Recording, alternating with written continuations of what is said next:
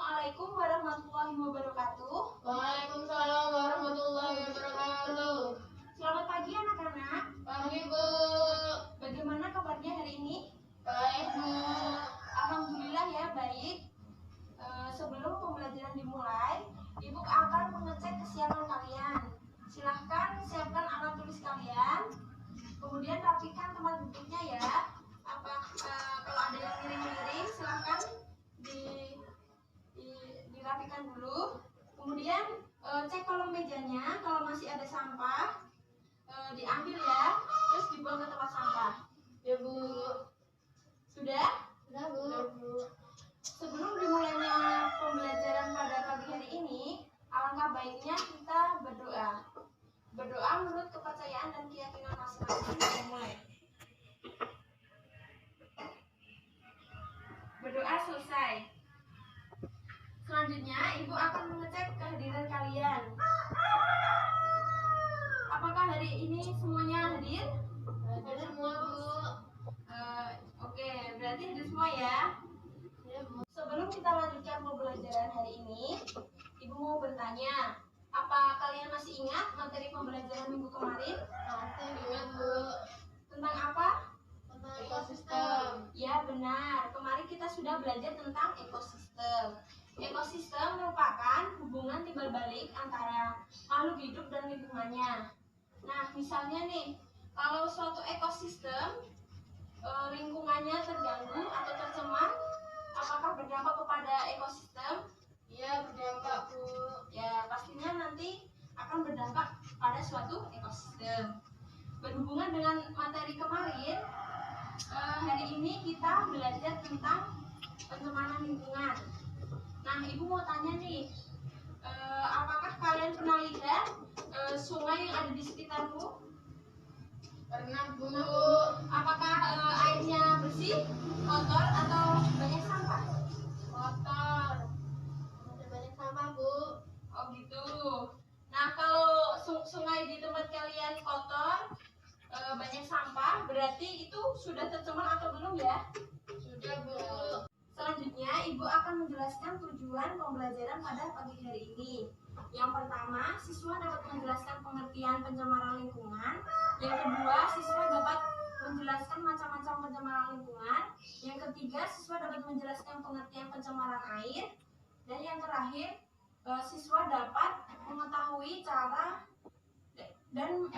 mengatasi dan mengurangi pencemaran air. Nah, Ibu akan sedikit memaparkan materinya. Yang pertama itu pengertian pencemaran lingkungan. Pencemaran lingkungan adalah masuknya atau dimasukkannya makhluk hidup, zat atau energi ke dalam lingkungan hidup oleh kegiatan manusia dan akibatnya akan menurunkan kualitas ke tingkat tertentu sehingga lingkungan tidak dapat berfungsi sesuai dengan peruntukannya. Nah, zat yang dapat mencemari lingkungan itu disebut dengan polutan. Contoh-contoh polutan seperti zat kimia, debu, radiasi, suara, dan lainnya. Selanjutnya, macam-macam pencemaran lingkungan. Ada yang tahu ada berapa pencemaran lingkungan? Ada 4 Bu. Ya, benar. Pencemaran lingkungan ada 4 macam. Yang pertama yaitu pencemaran air, yang kedua pencemaran tanah, yang ketiga pencemaran udara, dan yang terakhir pencemaran suara. Selanjutnya pencemaran air. Siapa yang tahu pengertian pencemaran air? Saya tahu Bu. Ya, silakan. Pencemaran air adalah masuknya makhluk hidup, zat, energi atau komponen lain ke dalam air sehingga kualitas air turun sampai ke tingkat tertentu yang menyebabkan air tidak dapat lagi sesuai dengan peruntukannya. Ya, benar. Air dikatakan tercemar apabila sudah berubah warna, berubah bau, derajat keasaman atau pH maupun rasanya. Pencemaran air dapat terjadi pada sumber air, terus sumur, sungai, rawa, danau, dan masih banyak lainnya. Nah, faktor-faktor pencemaran air itu ada banyak sih. Ibu sebutkan ya. Yang pertama ada limbah industri, kemudian limbah pertanian, limbah rumah tangga, dan masih banyak lainnya. Nah, dampak dari pencemaran air yaitu dapat menurunkan kualitas lingkungan, terus gangguan kesehatan, mengganggu pemandangan, mempercepat proses kerusakan benda, dan masih banyak lainnya.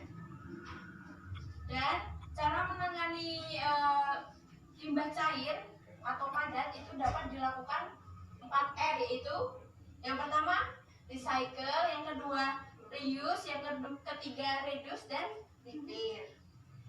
Sekian pemaparan materi dari Ibu. Apakah ada yang ingin bertanya? Tidak, Bu. Selanjutnya, kalian bisa berkumpul dengan anggota kelompok masing-masing sesuai dengan kelompok yang Ibu bagi kemarin ya. Ya, Bu. Apakah kalian sudah bawa alat dan bahan yang sudah saya perintahkan? Bawa, Bu. Ya, silakan diambil. Ya. Selagi dipersiapkan, Ibu mau membagikan LKS-nya nih. Silakan. Apakah semuanya sudah mendapat LKS? Sudah, Bu. Oke. Nah, Ibu akan menjelaskan prosedur percobaan ini. Yang pertama, tujuannya mempelajari pengaruh pencemaran air terhadap daya hidup ikan. Yang kedua, alat dan bahannya yang terdiri dari yang pertama gelas plastik, kedua ikan, ketiga air bersih, dan yang terakhir air dan deterjen. Selanjutnya rumusan masalah. Rumusan masalahnya, pada suatu hari ketika Ina pulang dari mengaji dengan berjalan kaki, ia tidak sengaja melihat sungai yang ternyata banyak ikannya yang mati dan mengapung di atas air. Hal tersebut membuat ia teringat bahwa pernah mempelajari pencemaran air di sekolah. Namun ia sedikit lupa penyebab apa saja yang membuat ikan tersebut mati. Bantulah Ina untuk mengetahui penyebab apa saja yang membuat ikan tersebut mati. Nah, dari rumusan masalah ini kalian harus merancang hipotesis atau jawaban sementara dari rumusan masalah ini ya. Ya, Bu. Ya. Selanjutnya langkah kerjanya. Yang pertama, menyediakan 2 gelas yang berisi air yang sangat banyak. Kemudian masukkan masing-masing ikan ke dalam masing-masing gelas tadi. Kemudian yang gelas pertama itu tidak diberi perlakuan atau tidak diberi apapun. Terus yang gelas kedua itu diberi deterjen. Nah, selanjutnya mengamati apa yang terjadi pada kondisi ikan tersebut. Dan setelah itu kalian dapat memasukkan data hasil pengamatannya kepada tabel ini ya, Ya, Bu. yang di bawah. Selanjutnya kalian membahasnya kenapa ikan tersebut menjadi mati atau bagaimana. Terus selanjutnya kalian bisa mengambil kesimpulannya. Silahkan untuk melakukan percobaannya.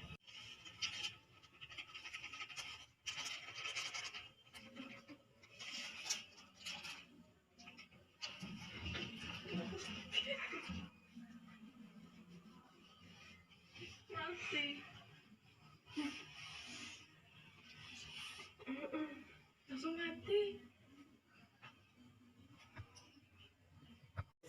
Silakan kalian bisa mendiskusikan hasil percobaan yang telah kalian lakukan itu.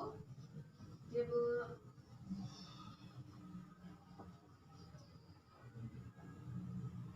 Waktu diskusi sudah selesai ya. Ya, Bu. Ya, Bu. Sekarang kalian siapkan salah satu dari anggota kalian untuk memaparkan hasil diskusi kalian. Kelompok 1 untuk menjelaskan hasil diskusinya. Baik, Bu. Kesimpulan dari diskusi kami yang pertama, ikan dalam air deterjen.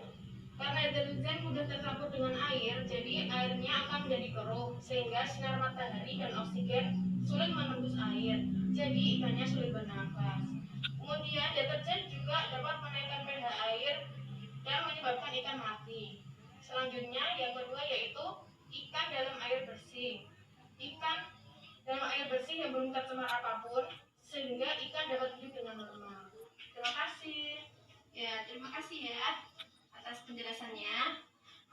Menurut Ibu dari semua hasil penjelasan pengamatan dari kalian, Ibu rasa kalian sudah bisa memahami tujuan dari percobaan ini. Ya, Bu.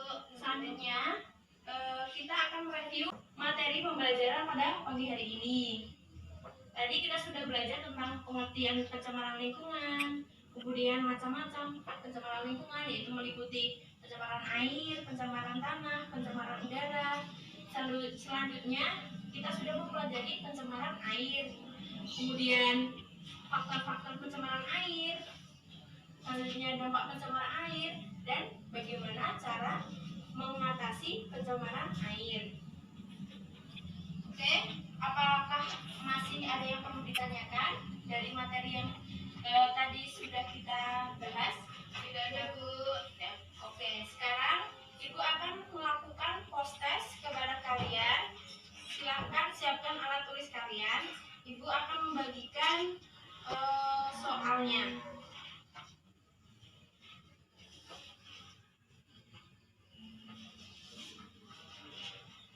Silahkan kalian kerjakan sesuai dengan kemampuan masing-masing ya, nggak boleh menyontek ya. Ya, Bu. Ibu kasih waktu 10 menit untuk mengerjakannya.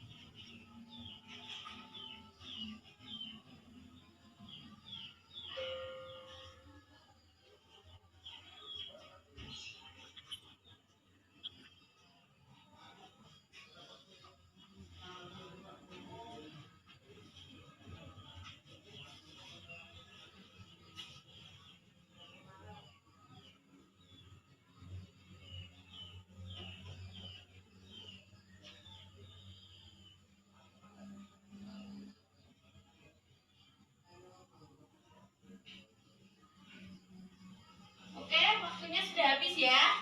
Silahkan dikumpulkan.